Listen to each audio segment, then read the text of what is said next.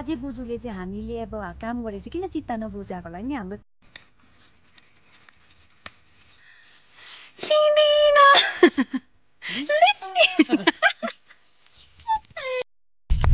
Hello everyone सेवारो नमस्ते welcome back to my another vlog भन्दै हजुरलाई आजको हाम्रो ब्लगमा स्वागत छ। सो गाइस हजुरलाई थम्बनेल र टाइटल हेरेर चाल पाइसक्नु भएको छ होला हैन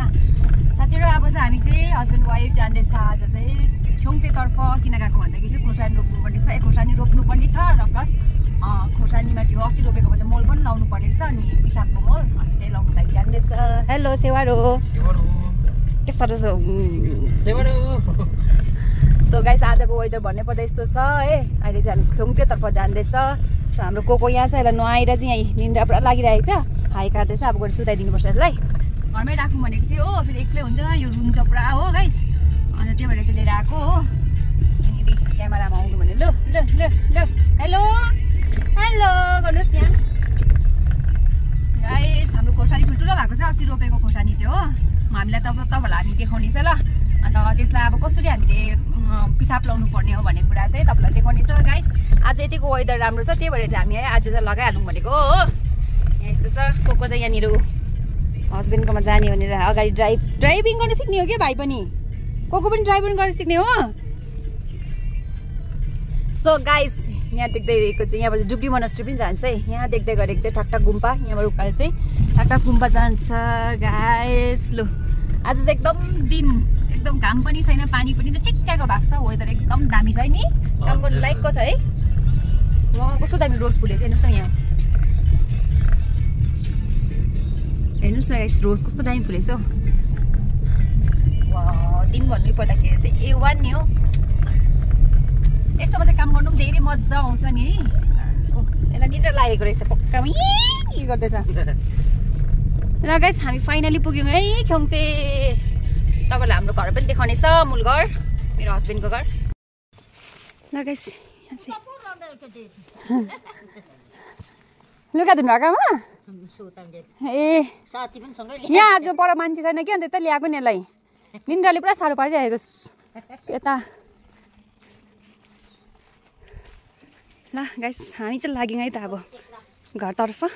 यहाँ हेर्नुहोस् न गाइस, यो बस्तीको लसुन यहाँ हाम्रो आमाहरूले फलाउनु भएको लसुन प्याज। सो यो अस्ति रोपेको सिमीहरू हेर्नुहोस् यत्रो यत्रो भएको छ। हेर्नुहोस् है गाइस,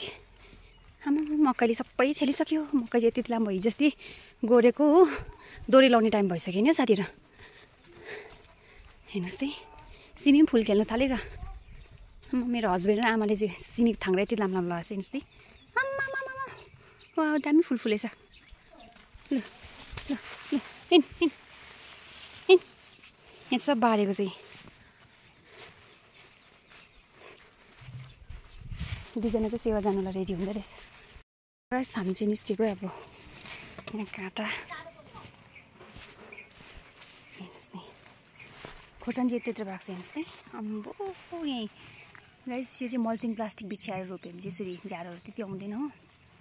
दामी आइसन खोर्सानी चाहिँ सरकारी मकै। यो चाहिँ आमाको कारखाना कोपीहरू हेर्नुहोस् न, बन्दाकोपीहरू।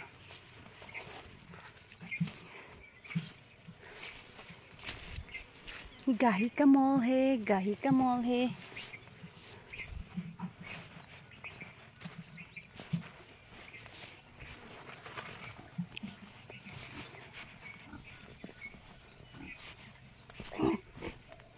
टुप्पा चुटाउने बेला भएछ नि यसको यिनीहरूको पनि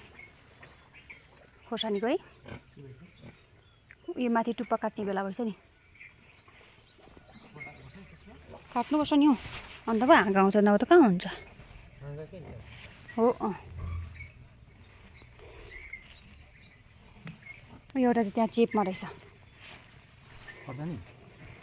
चेपमा रहेछ भाइ भन्छु।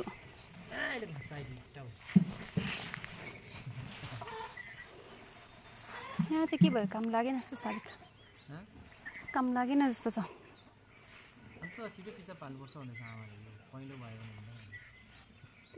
उयो छ पिसा बोलको पानीसँग मिस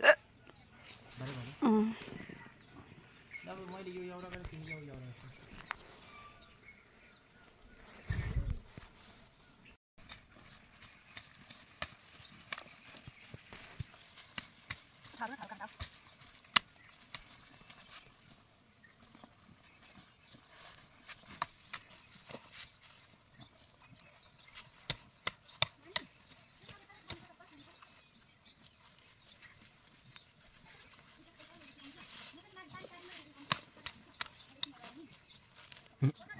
Masuk kembali.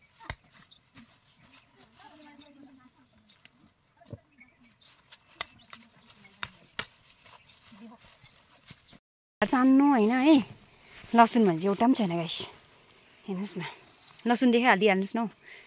झार चाहिँ सानो सानो छैन लसुन चाहिँ हेर्नुहोस् त साथीहरू यत्रै मात्रै छ अब यसको माथि डाक्ला मात्रै यत्रो ढोँडे हेर्ने साथीहरू मुनि त छैन फल त थुक्का साला यति रोपेको यति मात्रै हेर्नु नि यस्तो त के गर्नु है यस्तो मेहनत गर्नुपर्छ होइन अलिक फल दिन्छ कि भनेर रोप्छ होइन छुट्टी साउको साउ पनि आउँदैन हौ हरेस यस्तो त के रोप्नु होला साउको साउ 50 मात्रै साउको साउ 50 मात्रै हो छैन त अन्त के गर्नु यो रोपेर पनि हाम्रो आमाले रोपेको बिचारा यस्तो मेहनत गरेर होइन नि यो फल त छुट्टी अब यस्तो छ हेर्नुहोस् त्यही गाइस अब चाहिँ हामी सबै सफा गरेर फेरि यसमा चाहिँ अब पछुवा खोर्सानी रोप्नुपर्ने छ हो नरोपे पनि हुँदैन होइन बारी बाँझै राख्नु पनि मिल्दैन गाइस त्यही भएर यहाँ चाहिँ आजको दिन यस्तो दामी चाहिँ सेरेङ्गे यस्तो मजाको हेर्नुहोस् न गाइस दिन चाहिँ मकै पनि यति लामो भएको छ हाम्रो अन्जु बहिनीको घर देख्दै गरेको त्यहाँदेखि भ्यू हेर्नुहोस् यस्तो दामी देखिरहेको छ बाहिर हो यस्तो नजारा चाहिँ यस्तो मिठो दामी के बुढाबुढी चाहिँ यहाँनिर यस्तो घाममा पनि अब काम त गर्नै पर्यो बस्छु होइन घाममा काम नगरी भएको छैन होइन गाइस यहाँ देख्दै गरेको हरियो पर्यो मुन्टा यस्तो दामी लाग्दैछ होइन इस्कुस हस्बेन्डले लगाएको मजाले थाङ्राहरू यो देखेर हरेस लाग्यो माथि चाहिँ वेदर बिग्रिँदैछ माथि कुहिरो ड्याममै लागेर आउँदैछ हो यता चाहिँ यस्तो दामी छ हेर्नु न यहाँ चाहिँ दुई प्रकारको वेदर हुन्छ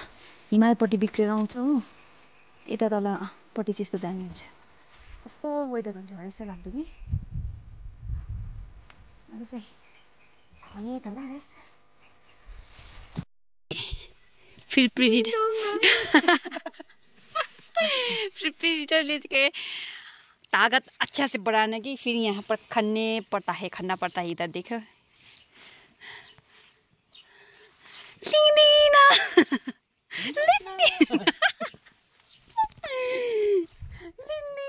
भन्दै भन्छ नि जोक गरेर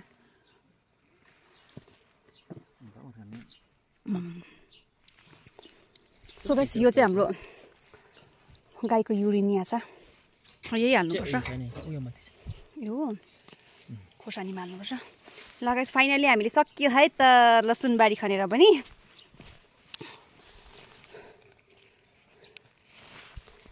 मेहनत चाहिँ कति गर्नुपर्छ फलै भने हेर्नुहोस् नि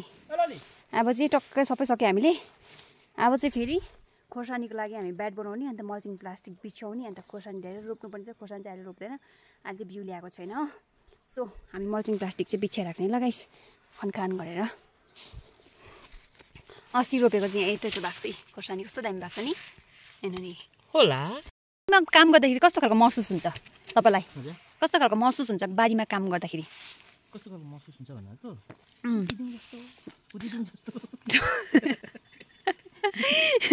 नजिकिकन भन्नु नि के को सुतिजाउँ जस्तो घाम देखेर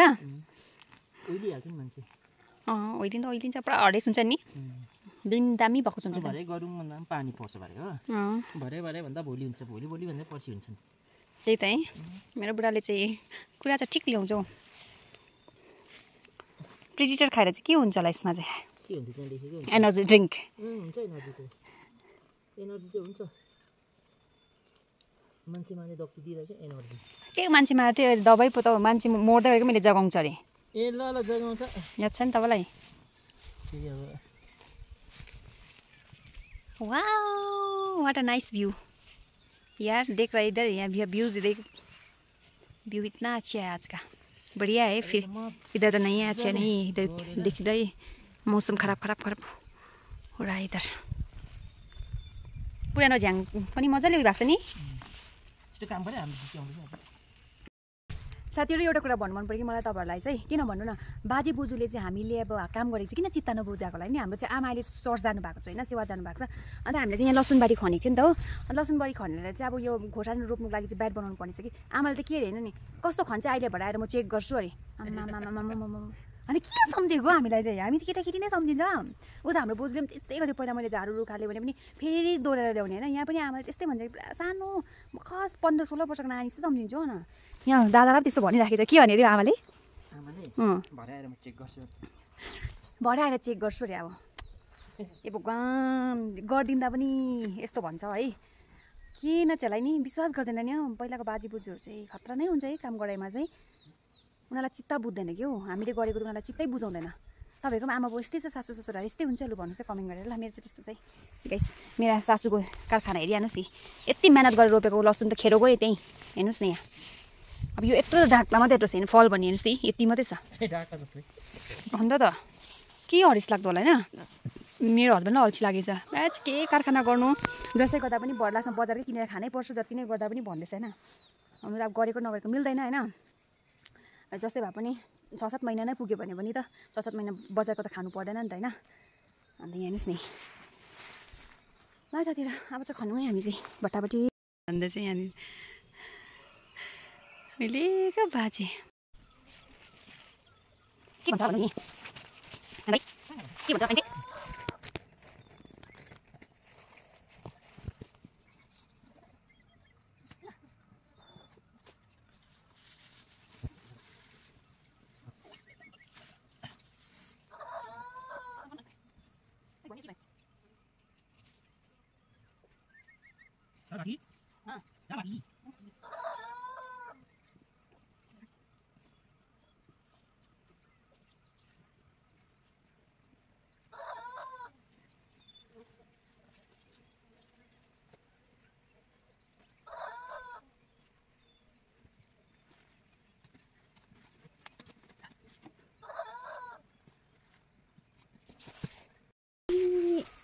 दुख्दो रहेछ दुख्दैन साँच्चै अहिले दुखोस् मात्र कहाँ दुख्छ हो नि गाइस फाइनली रोपि पनि सक्यो पानी पनि पर्गया कुकुरको मुत्सला यसरी गरेको चम्केको भन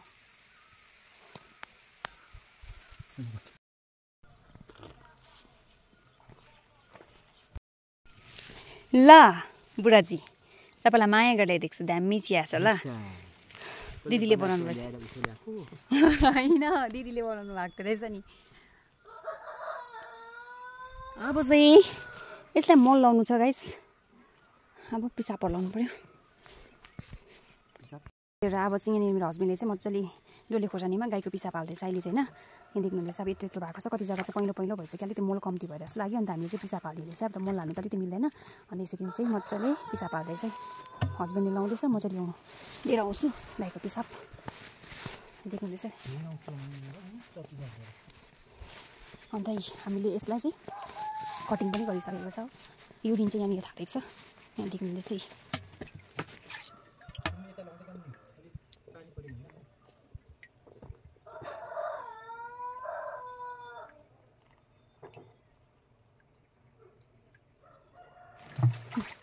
मैं ताली न रुकना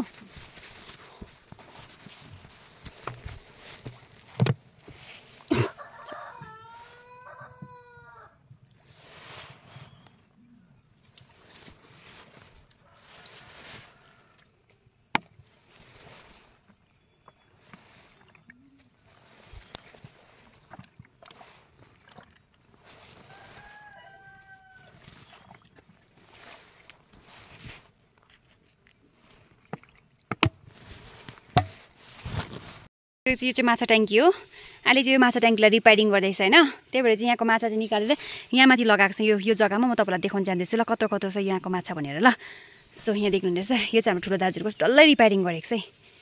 साथीहरु यहाँ देख्नुहुँदैछ लिम्बू घरमा चाहिँ सुँगुर छैन भने चाहिँ फेरि लिम्बू भनेर चिनिने गर्दैन क्या सुँगुर छ भने चाहिँ लिम्बू भनेर चिनिने गर्छ हैन साथीहरु यही यसरी पाल्नु चाहिँ परेन हामी लिम्बूको छोरीहरु लग्यो भने चाहिँ यस्तो चाहिँ ल्याउनै पर्यो है देख्नुहुँदैछ यहाँनिर एकदमै यसको फिला यसको टाउको देख्ला सब कान देख्लेर सो साथसाथै यतापट्टि यहाँ पनि छ अम्बो कत्रो कराको हेर्नुहोस् न 3टा छ भने चाहिँ इन्सुरेन्स पनि हुँदो रहेछ कि साथीहरू यहाँनिर चाहिँ इन्सुरेन्स गरेर चाहिँ यहाँ ट्याग पनि लगाइरहेको छ हेर्नुहोस् त यहाँ चाहिँ भुनी र बुच्चा छ गाइस ठुल्ठुलो भएको जस्तै ल्याएको भर्खर कति पनि भएको छैन हेर्नु न आमा सुँगुर त कत्रो कत्रो हो